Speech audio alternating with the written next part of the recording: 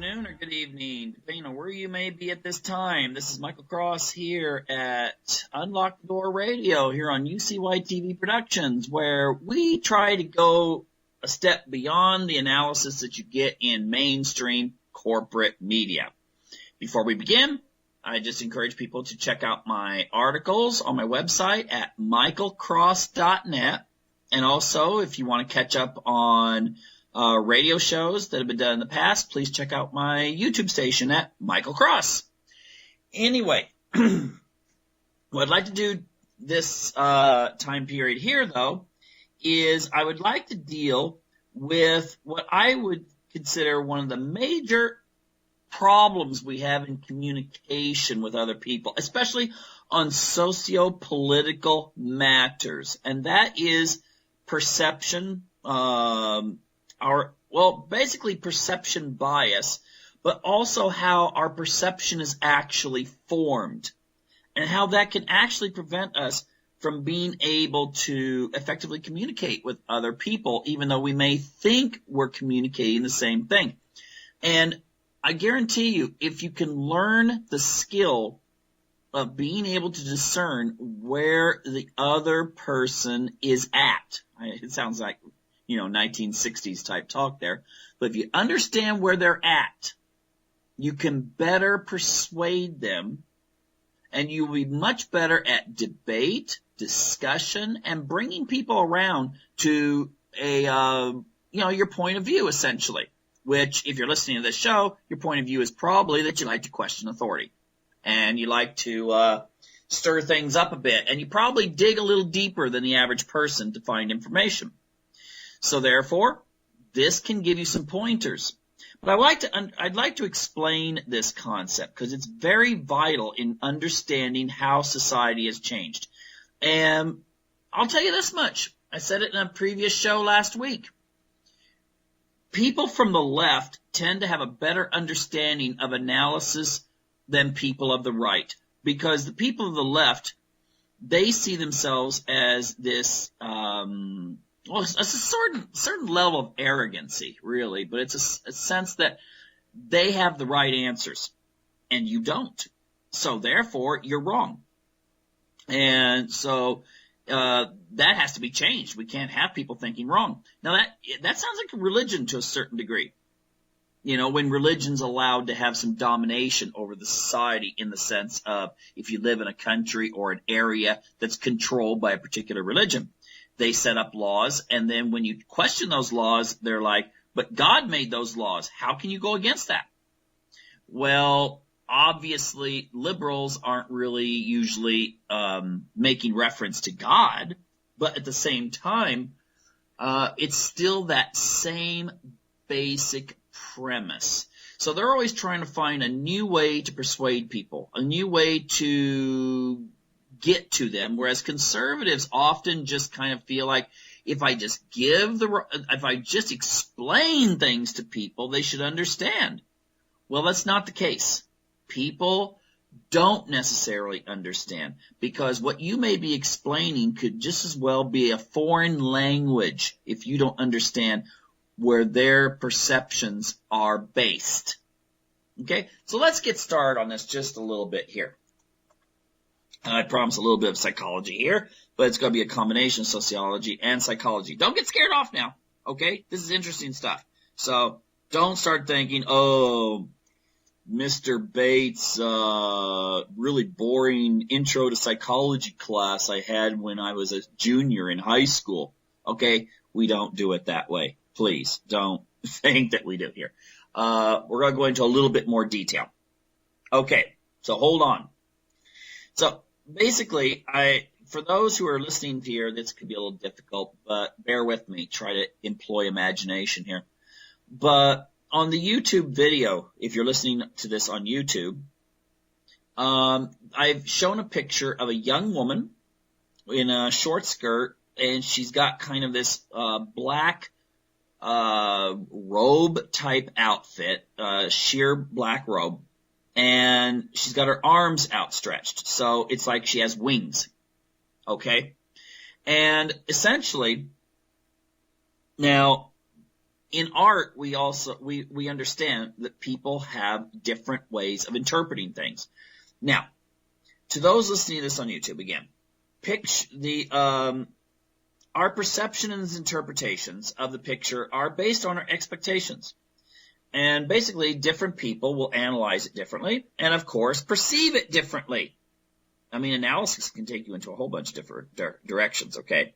But people will perceive or put it all together, process it, digest it differently.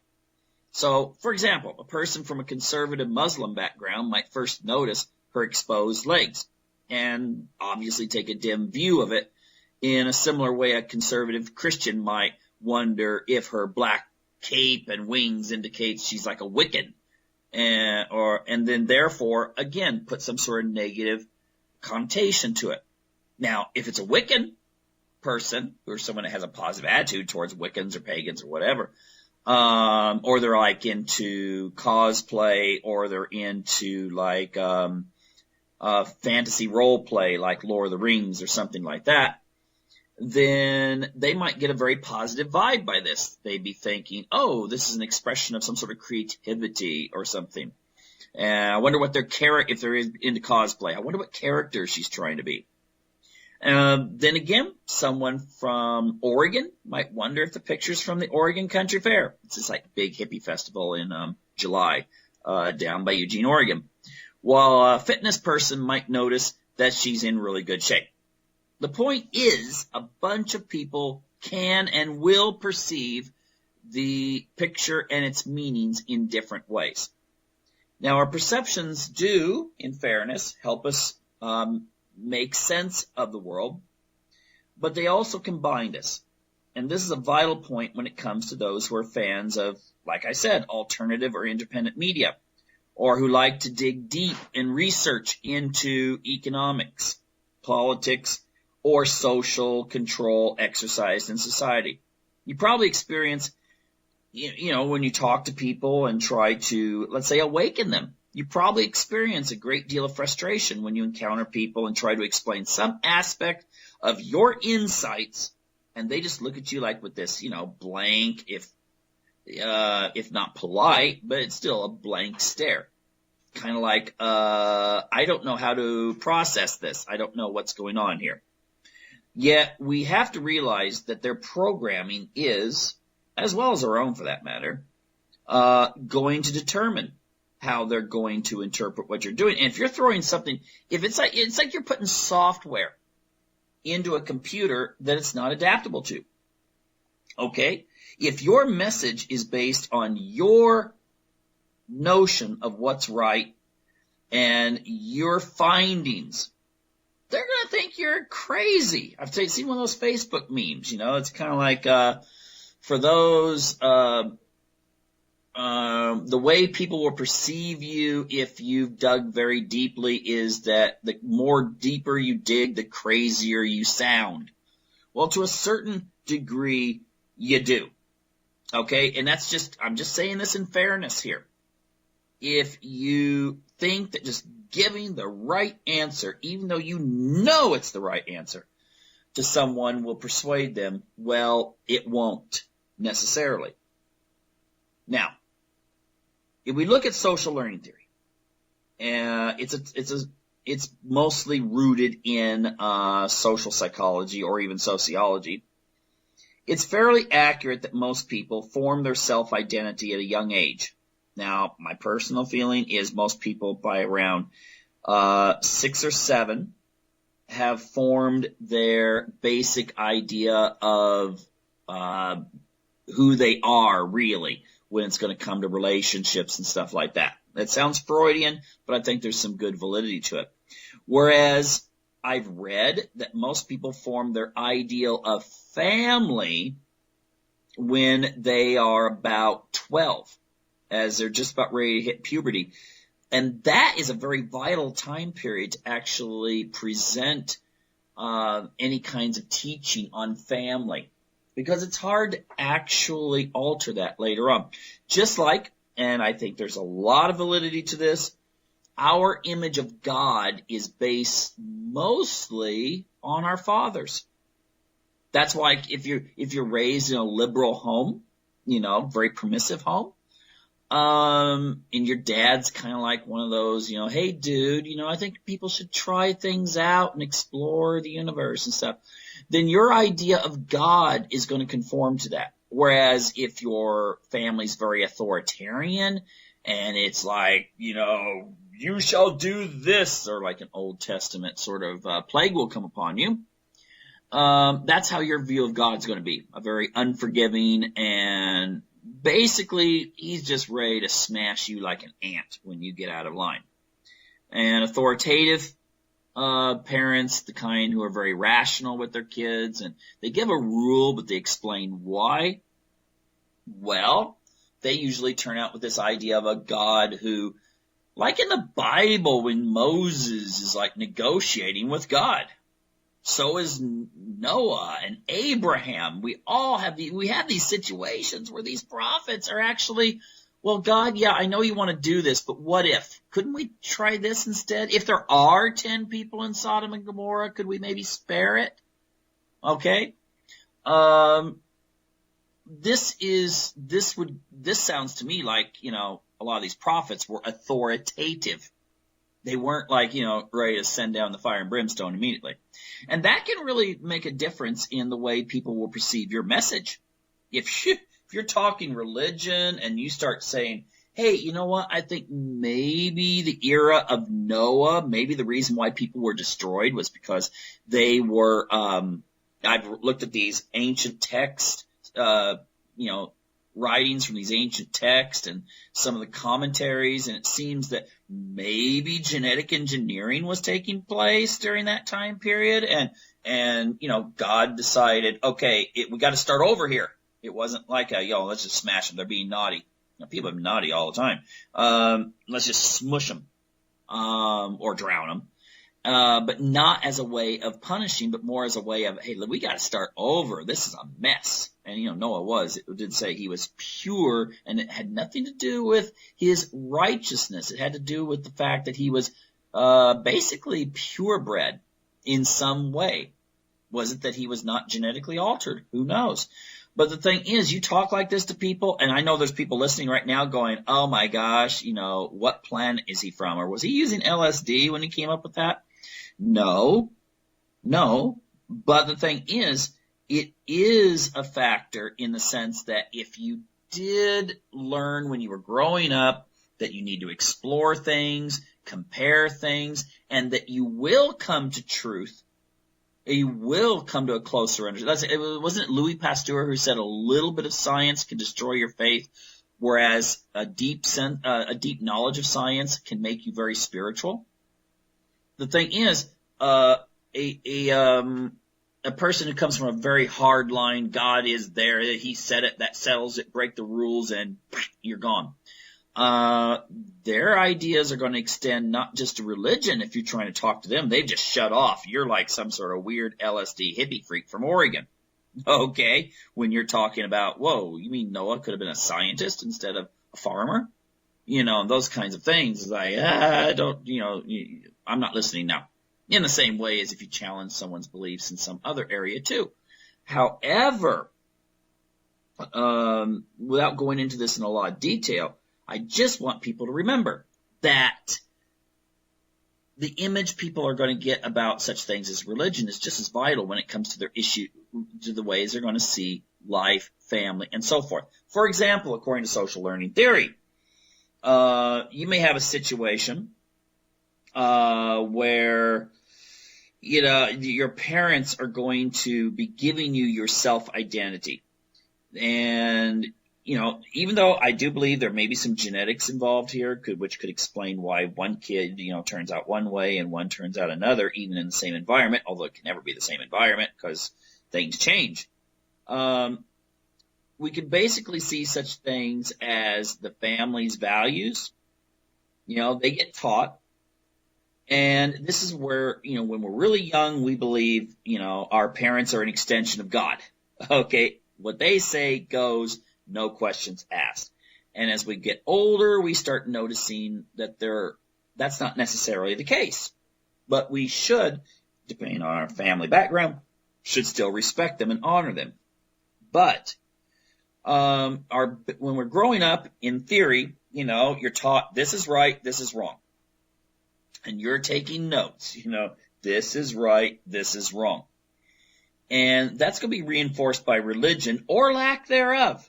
If you're raised in an environment where there's no religion, then it's hard for you to really understand a religious context, just as the same way when you're little.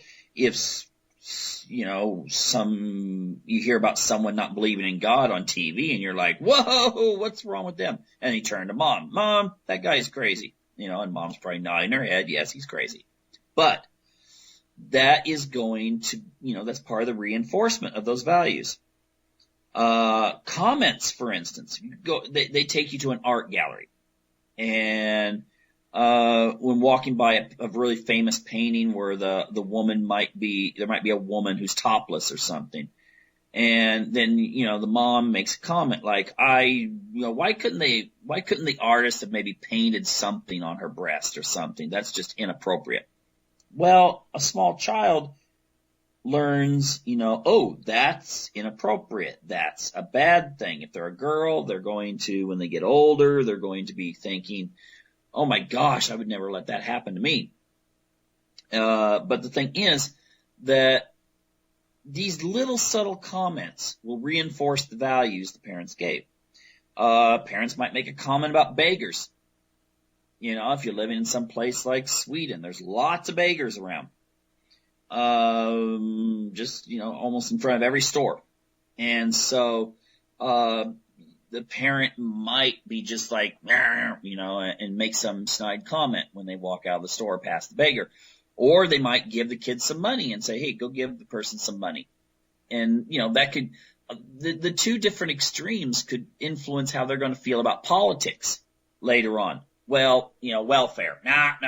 No way towards welfare. Or, we've got to help the poor people. And it could be something that if you took it back through psychoanalysis, might go right back to that moment with the beggar. Okay? But these comments can also include things like, driving laws or their actions. They're looking around, no cops, let's go faster. And that sort of thing. The kid learns, well, when there's no cop, you go faster. Race, if someone makes a snide comment about a race, then that's going to be picked up on. The things you see in the media, the kids are all paying attention, and your comments will affect their basic foundations. Now, then you go into, but then you have to go into this. Now, this is interesting because, you're a product, let's say up to about 6 years of age. You've been basically molded by your parents, and probably your parents are going to hang around other parents of the same socioeconomic cultural background. So it's getting reinforced. If you go to church, you're probably going to be hanging out with people from your congregation. All right? So it's going to be reinforced. Now, then you're going to get the influences later of education. I'll come back to that in just a moment, but education, religion can continue being a big influence. Media is going to play a bigger influence as well, although it did play an influence earlier, but I'll get to that. And also what I want to get back to too is the fact that your mom and dad are not, autonomous in and of themselves. They had a culture that, formed their values and reinforced. This is why, I'll tell you this is why a lot of times you'll get a person who maybe they grew up in a very working class blue collar background. I'll give you an example. Vladimir Putin. He came from the labor class in his country. Of course, he applied himself, went into the KGB. And people are like, oh, KGB. Well, come on, George Bush, the older one, the smarter one. George Bush was also CIA director. So come on, we can't rip on the Russians for having ex-KGB when the United States had an ex-CIA. All right. So anyway, the thing is that, of course, that goes into the idea that we perceive that whatever we do is right. America, yay, white hats, Russians, many people have this, oh, they're bad, no matter what. if Russia's doing it, it's bad. And it really confuses them when Russia's like bombing ISIS, because they're like, oh, now why are they doing this? And in their minds, they're trying to figure out, well, there must be some reason, there must be some motive. Putin wants something, but they don't think the same thing in the United States. Many times I'm talking about those kind of people who, if you're in a meeting and you bring up something about the Constitution, or you bring up something about all these foreign wars and stuff like this, there's some of those kind of people like, oh, get him out of here. If you don't like it, leave it. And you're going, what? I'm talking about the Constitution. I'm talking about the way things actually work. But, your civil liberties, and people are like, oh, it's un-American. Well, again, perception.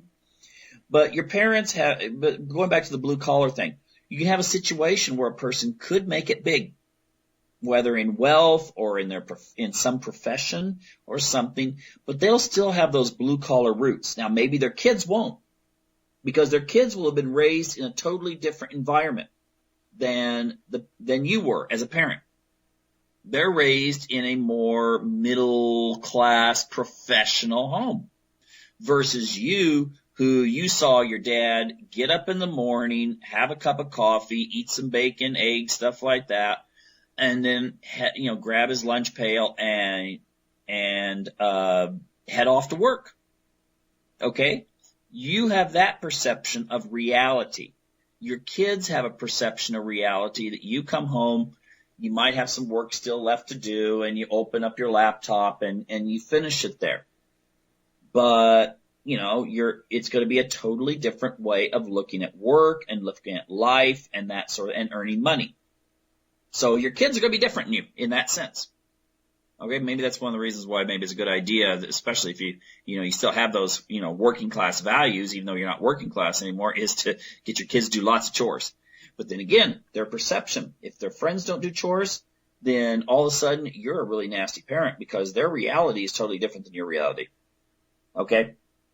So, anyway, the sad part is education will reinforce ideas that are set forth by groups like governments, large corporations, and other entities that may or may not share your values. There's where you get a little bit of conflict, especially, oh my gosh, if you're some poor Muslim kid that moves in, to Europe, and all of a sudden you're thrown into an education system where suddenly, sex ed today. And it's like a sex ed course that in America people would go, oh, you gotta be kidding. You can't show that in class. And then you got some kid that comes from, Pakistan who, you throw, it's no wonder that there's this huge, in many cases, there's this huge kind of, discomfort in communities of people who come in from totally different environments, and people just assume they should just accept whatever environment that you present to them, and you should just adapt. Well, that's a little difficult if your environment and this new environment, you're expecting them to come in and maybe in like 1 year, suddenly adopt the customs of whatever country, Britain, Germany, Sweden, whatever. It's going to be very difficult, and I think Okay, so no, I'm not saying that people shouldn't try to assimilate to the values of the culture they're in, but again, it does create a certain amount of discomfort, and I can totally understand. If you've ever lived in a country and you're from another country, I, as an American, have lived in other countries, and sometimes it is difficult. But anyway. Those kinds of issues are not what I really want to delve into just right now. But I will say that government through education is usually the instrument of government policy. And so it will create a perception of what's right and wrong. I know that when I went to school, when I was younger, I dreaded the fact. I don't know if they have to do this anymore in school. But in third grade, I knew that when you took PE, you had to dress down in front of other people. And I did not want that to take place. I had a strong fear of that. And so the thing is that, but after a few months of the class, pretty soon you get used to it. but it still was, again, it was a government imposed, because, the school is an arm of the government. And then, the rule is you dress down, undress, put your PE clothes on, get dressed when you go out and take PE. So in a sense, the government was kind of saying, you're going to get naked in front of other people, whether you like it or not. You have other instances where the values are going to come down and be and often conflicting with that of your parents. And so you're going to have this clash of civilizations, but it's not going to be this big thing like, Christianity versus Islam or something like that. It's going to be a clash of, for the most part, it's going to be a clash of civilizations in the sense that mom and dad taught me this was right and wrong. The school is teaching me this is right and wrong. But the programming from the school is going to be quite powerful because it's going to get reinforced more by the media, and it's going to be reinforced by the society in general through the laws. Whereas maybe the only place you're going to hear the other values you have when you go home is going to be your family. It's going to be your church, synagogue, mosque, whatever. But that is going to be the only counterbalance. But ultimately, the society has an incredible amount of power there. And even then, you will integrate these things. They'll fit. Okay? I mean, you're brought up, God created the world, but then science class says this, so you often integrate the two together. Actually, I think it makes a lot more sense doing that anyway, but that's just my point of view. The thing is, though, again, there's kids that come in. I know a family where I've had arguments with this guy constantly, because I believe, for instance, that Noah was like back 12,000 years ago. I think that I really do believe that. I do believe there was a deluge. I do believe that one particular family from what I believe is an advanced civilization gets away. But I don't think they're the only survivors. Okay? But we have arguments all the time. No. The flood took place, 3000 such and such, BC. And I'm like, did you tell the Sumerians about that? And some of these other groups. But the thing is that, again, is it fair in the school for if the teacher says, that was just mythology. There was nothing to it at all. Well, we have that, and that can influence perception. And you also have in school, you have the idea that, again, this is something I didn't like. I like to stay in shape. I love running, bike riding, but I'm an individualistic person. School celebrates sports. I thought there was something a little bit wrong to a certain degree that I did not like sports. I didn't like to play them. I didn't like to watch them. Okay, what's wrong with me? Maybe nowadays they'd say maybe I was gay or something like that. No, I wasn't. It was just that I didn't like sports. I felt like, if I'm going to play it, sure, I'll go out there and maybe, take part. I liked baseball. But do I really want to go out and play football, soccer, or basketball, these kinds of things? I didn't see the point. But still, the system teaches you that there is a point, that everyone should respect their football team, their basketball team, their wrestling team, and it's us versus the other side, often taking like animal mascots or something like that. The Panthers versus the Wolverines or those kinds of things. And maybe this is kind of an integrating us to kind of believe in this war type thing. That this is kind of a way of letting off steam and so forth, like in ancient societies, but it gets us used to, okay, we're sending out our warriors out on the football team. Was that much different than sending your warriors off to fight a battle? I don't know. I mean, I'll deal with that later. But again, perception. Now, this reminds me of one thing. I remember back in the Soviet era that there was a girl who had written to I think it was Yuri Andropov, and asked about life in Russia, and he invited this American girl to come over to Russia, if I remember it right. It's a long time ago. but then a Russian girl came over to America. So it was like this exchange so they could see each other's cultures. And I remember the Russian girl had said, my gosh, there's a lot of the violence in entertainment. She wasn't used to it. And the thing is, we get used to it. Our perception now is, oh yeah, a movie where people are getting their heads cut off and stuff like that is okay. Maybe even family entertainment. Versus back in the 1920s and 30s, or even a little bit before that, when the Great Train Robbery video was produced by Edison. And it just has a scene where it looks like someone's gotten shot. And people were fainting in the audience because they were not integrated into this like violence culture. Now we have violence and people don't even really think much of it. We have, to a large degree, if there's nudity in a program, people don't flinch that much anymore because our perceptions have been changed. But who changed them? Was it us? Was it our churches? Did all of a sudden your church come out and say, hey, naked people shooting guns on TV, that's fine. If you're watching some cable show or something, naked people shooting guns. Come think of it, I saw an action thriller where actually was a hit woman who was, she'd been taking like a shower or something and had to grab a gun and shoot a bunch of bad guys or something in the house. But the thing is, your church didn't come out with that.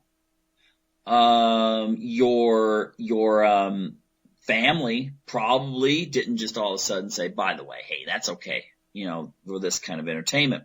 It's a slow process that the more you really, really reach into it, you find out your perceptions have actually probably been both a combination of re-education and what they call systematic desensitization. Systematic desensitization is the more something is presented to you, the less offensive it is. And eventually you integrate it into your perception of what is normal. So if you have something that's very violent, lots of sex in it, stuff like that, things that would have freaked out audiences in the past, whether they be liberal, conservative, atheist, whatever, it would have freaked out audiences in the past. And now it doesn't bother us. And most of the time, if you were to ask people what their favorite TV shows or movies or something like that, whether it's a church-going audience or a non-church-going audience, if they can answer it secretly, they'll kind of confide to you that, their choices of entertainment is pretty much the same. And so if they're getting all of that, remember I dealt with this on a show in the past. If you only spend 2 hours a day watching TV, which is half the average or less than the United States average, then you spend an equivalent of 30 straight days a year watching TV. That's like if you stayed up here using some sort of really weird methamphetamines and you don't go to sleep. You spend a month straight watching TV. You can't tell me that does not affect your perception. Because most of us aren't put into situations where we visit countries. A friend of mine, he's from Iran. He showed me a picture of his hometown. Gorgeous. It's some of the mountains. There's like a lush forest around it. Looked like something from Japan or Oregon or something like that. Beautiful buildings. I told him, the average American thinks, Iranians live out in the desert and they have buildings that look like something from the outskirts of Kabul, Afghanistan. Of course, he laughed at that, but the thing is that that's our perceptions. And it's, because most of us have never been to Iran. I've never been to Iran. Closest I've been to Iran is Turkey. Okay. And I got a big surprise when I went to Istanbul and it's all of a sudden like, whoa, this is like being in Los Angeles. There's beautiful malls and stuff, except they have these really great, fruit stands and places you can buy all kinds of things. Although the candy, really rich. Okay. It can get you sick if you eat too much of it.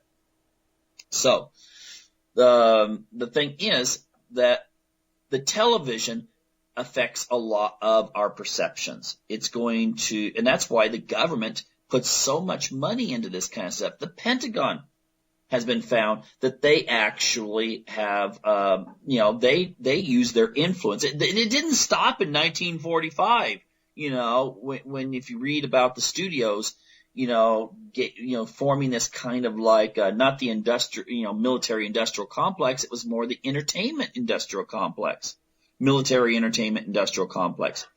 And people started, they started integrating things into movies. It's always like, remember when the aliens come down, it's always America where the aliens come down, and it's always the Americans that whoop the aliens. It's not all of a sudden the Chinese or the Russians or the Indians or any other group of people. Okay? And again, that influences our perception. I was told by a political science professor that lived in the Middle East for a couple of years. He said when the big old aircraft carriers went by from America, that influenced people's perception of American power, and they actually would sail by just so people in the coastlines could see them. It's like, oh, the Americans, they're invincible. Well, Hollywood does the same thing. The Americans are invincible. It's a perception. And then that perception can go through to, all the Arabs are bad, all of the Russians are bad, all the Chinese are bad. Those kinds of perceptions can take place. Or all small town sheriffs in the South or the Midwest are corrupt, and it's going to take some wonderful shining armor FBI agent to finally crack a case that of town corruption. Again, perception. Federal government good, local government's bad. Okay, so your local sheriff, he may as well just be an Arab terrorist or a Russian military person who's planning a first strike on America or something. Okay, the perceptions is what's important. There's a lot of shows, you don't have any mention of religion in them. Now, that could be one of two things. One is you don't want to really antagonize anyone in your audience in religion. Oh my gosh, that can antagonize people all over the place.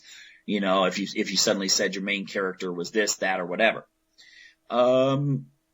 Or it could be, let's just leave religion out. Let's marginalize religion. It doesn't matter. If you finally wind up with hardly any TV shows showing religion, then people watching it start to lose the idea that religion is important. Again, your perception can be changed. It can be altered.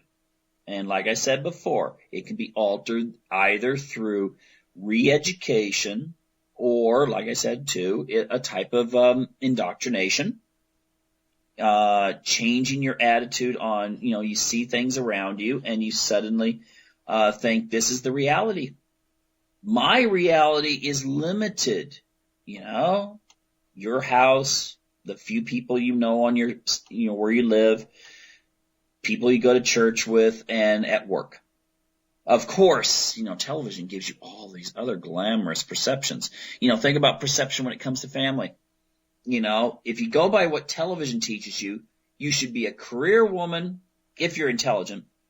You should be a career woman who is about 35, and that's when you should find Mr. Perfect and settle down and decide whether you're going to have a cat, dog, or a kid. That's the perception presented.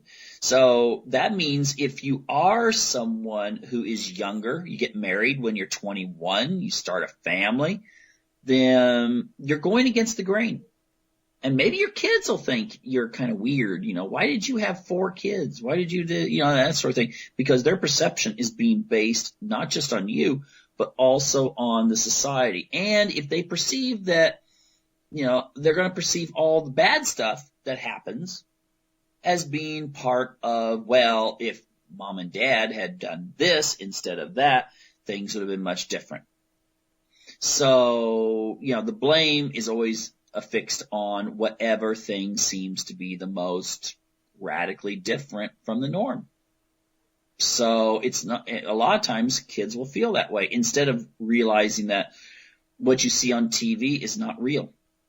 Those studios where they make food, okay, if it's in a movie or something, it's not real. Look at the fact that when they serve a dinner, there's no steaming from the food. It's not real. Okay? It's not.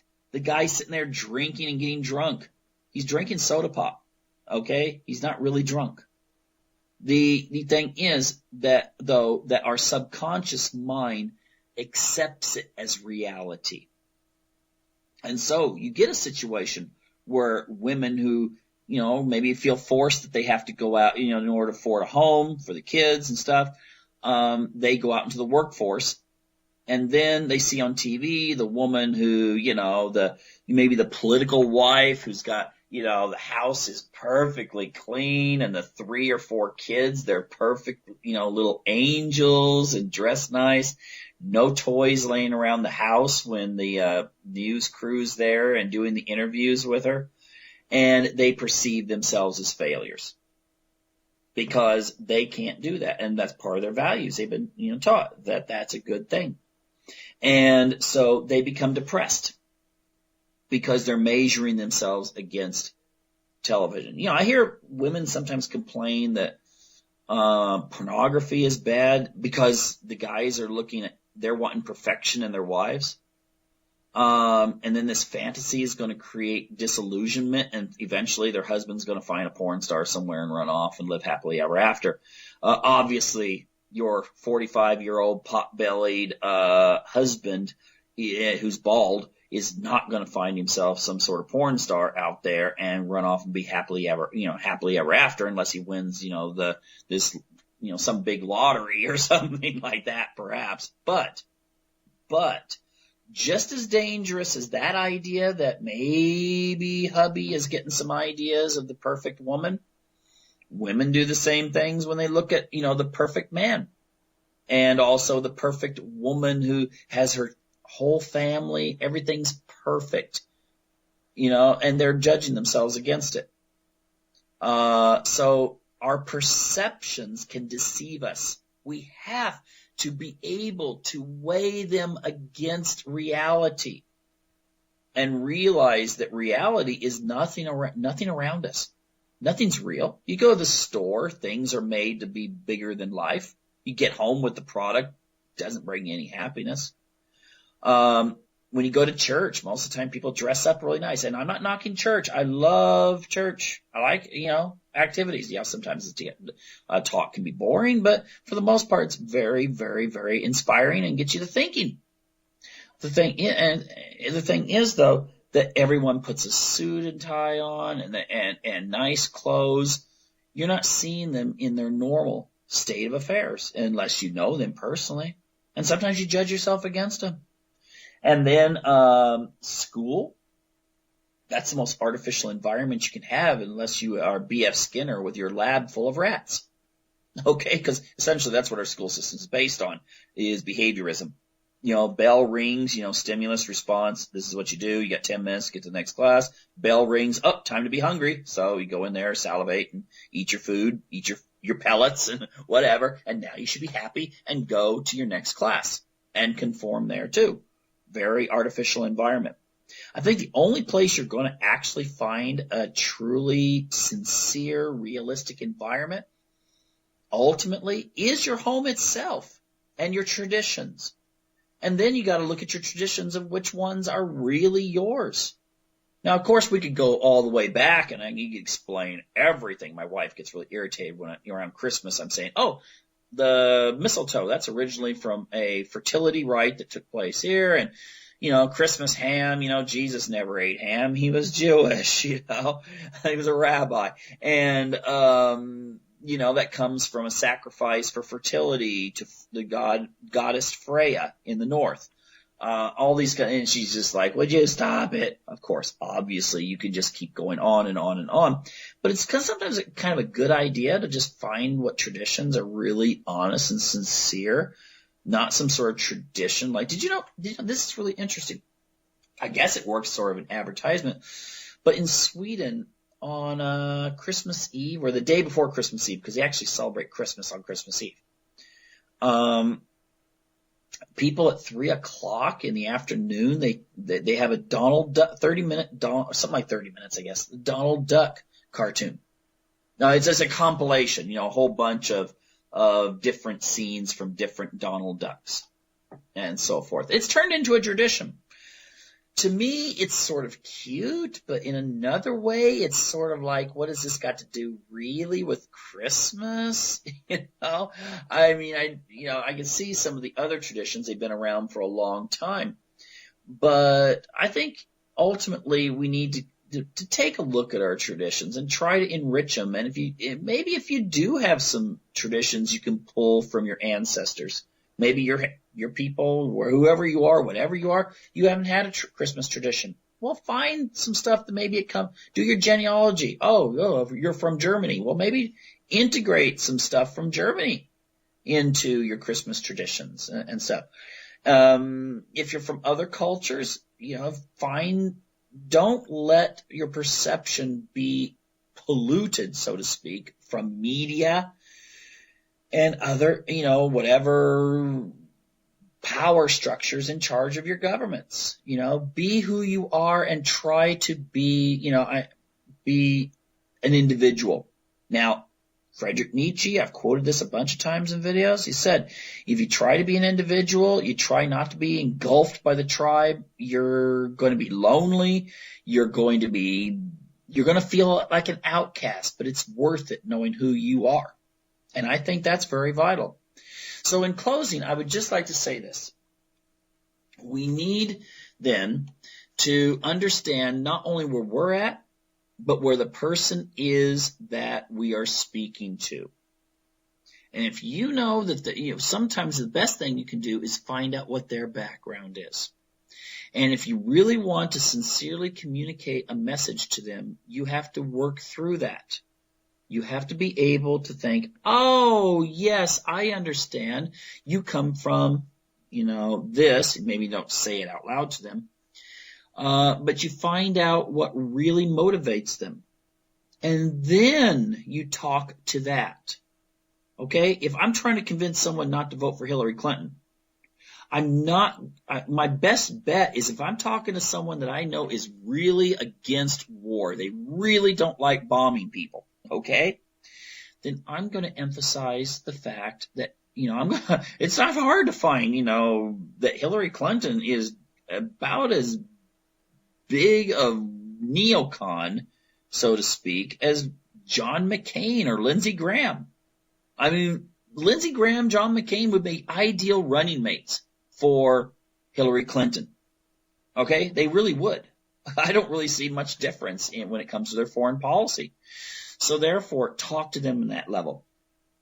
If you're talking to someone who they're motivated by the fact that they can't make ends meet, then you talk to them in reference to other areas where you can find common ground. Don't try to convert them in everything. That's probably one of the reasons I could sit down and talk to a radical feminist and we can come to agreements on lots of stuff. We may leave each other and not be actually in agreement on that much more than we were, but she's going to know that I actually see the world somewhat the way she does. There are some commonalities, and we all have commonalities we share with other people. And then we can work together. I can just as easily work with someone who's feminist or highly religious, whether they be Southern Baptist or Muslim. It doesn't matter. Because ultimately, if you find the areas where you do have the common ground and accentuate, really tap into those, then you have mutual respect. And then you can communicate. If you have a difference of opinion with someone on an issue, you can communicate with them and they will listen. And you can listen to where they're coming from too. Doesn't mean that you're going to go out and vote for Bernie Sanders, okay? Or Hillary. Actually, I'd rather vote for Bernie Sanders than Hillary. But the thing is that ultimately you've got to find those common grounds where your perception is the same. Where you could say, you and I agree on this because we see the world the same way. Maybe for different reasons, but we still see the world in the same way.